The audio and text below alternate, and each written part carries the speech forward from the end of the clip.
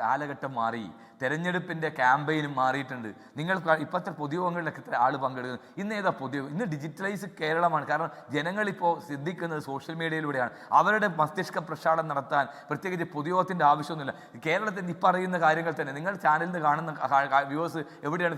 നിങ്ങളുടെ social media പ്ലാറ്റ്ഫോമിൽ എത്ര ലക്ഷം ആളുകൾ കാണുന്നുണ്ട്. അപ്പോൾ പ്രചരണത്തിനെ സംബന്ധിച്ചും നിങ്ങൾക്ക് ഭയപ്പാട് വേണ്ട.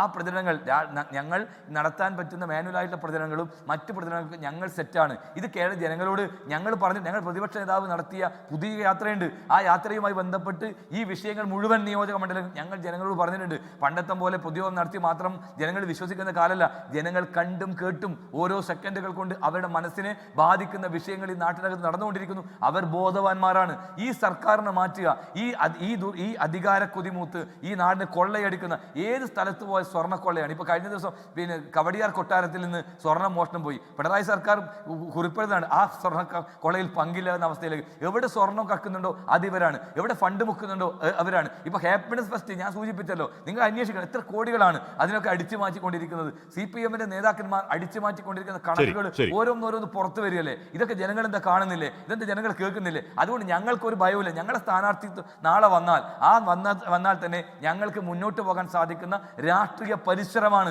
കേരളത്തിൻ്റെ രാഷ്ട്രീയ പരിസരം. അതുകൊണ്ട് ഞങ്ങൾക്കൊരാശങ്കയില്ല.